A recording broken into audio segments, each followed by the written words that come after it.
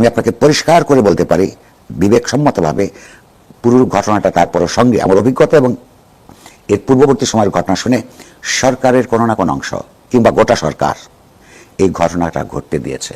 সেই দিন সারাদিনের কাজকর্মের ক্লান্তি শেষে আমি আমার একটা বন্ধুর বাড়িতে অত্যন্ত সুন্দর একটা সাংস্কৃতিক সন্ধ্যা উপভোগ করছিলাম। এমন সময় আমাকে আমার অফিস থেকে খবর জানালো যে ডেইলি স্টার অফিসে এবং প্রথম আলো অফিসে ভাঙচুর হচ্ছে, আগুন দিয়েছে। মানে এটা শুনে আমার গা শিউরে উঠলো প্রথমে। তো তখন আমার কি কর্তব্য স্থির করতে আমার কয়েক মিনিট লাগলো এবং আমি শুনলাম যে ফায়ার সার্ভিস ঢুকতে দিচ্ছে না, নিভাতে দিচ্ছে না আগুন, এবং একটা অসহায় অবস্থার মধ্যে পড়েছে। তো আমি ওই দুই পত্রিকার সম্পাদককে ফোন করেছি। ওনাদের অবস্থা খুব খারাপ, একজন অসুস্থ ছিলেন, আরেকজন চারিদিকে চেষ্টা করছেন, সরকারের বিভিন্ন এলাকায় আলাপ করছেন কি করে এটা ওই অবস্থা থেকে মুক্তি পাওয়া যায়।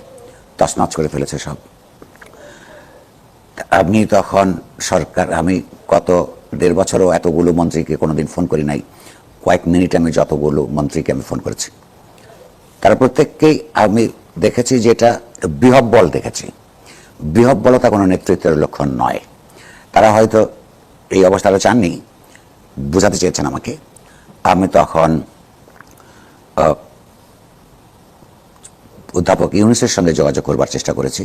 প্রথমে পাইনি, পরে টেক্সট করেছি, পরে আমাদের যোগাযোগ হয়েছে। তার মধ্যে আমাকে একজন মন্ত্রী পরামর্শ দিলেন পিএসওর সঙ্গে কথা বলতে, আমি সেটাও বলেছি, ওনাকে পেয়েছি। সবাই আশ্বাস দিয়েছেন, কিন্তু ইতিমধ্যে তো আগুন 1 তলা 2 তলা 3 তলা 4 তলা করে লেগে গেছে। কিন্তু এটা খুব পরিষ্কার যে এটা তারা শুধু এই পত্রিকার অফিস দুটোকে ধ্বংস করতে চাইছে না, তাদেরকে ভিতরে রেখে আগুন জ্বালিয়ে দেওয়া এবং দমকল বাহিনী না আসতে দেওয়ার অস্ত্র হলো তাদেরকে পুড়িয়ে মারতে চায়। তো আমি ঢুকবার সময় আমাকে প্রথম কথা হচ্ছে যে একটা পর্যায় পর্যন্ত ধরুন আমি 90% রাস্তা পার হয়ে এই পার থেকে ওপারে যাওয়ার সময় 10% থাকবার সময় দেখলাম আমাকে গালাগাল দিচ্ছে আওয়ামী লীগ বলে আর হচ্ছে সুশীল বলে। একটা জিনিস বুঝলাম যে এরা যারাই হোক, মূল রাজনীতির মূল স্রোত এইখানকার সাংবাদিকতা এবং বুদ্ধিজীবিতার মূল স্রোতের সঙ্গে তাদের কোনো সম্পর্ক নাই। যাই হোক, সেগুলো দেখবার আমার তখন সময় ছিল না। আমাকে এদিকে ওদিক টানাটানি করলো। বলতে চাই তারা আমাকে চিনে নাই, কিন্তু আমার বন্ধুরা বলছে যে তোমাকে চিনেই করেছে। হয়তো আমার আত্মমর্যাদা বোধ থেকে আমার বলতে ইচ্ছে করে যে আমাকে চিনে নাই।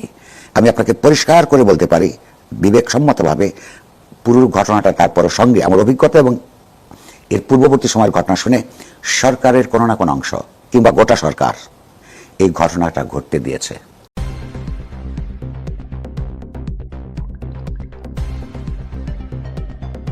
News Vision, Digital Multimedia.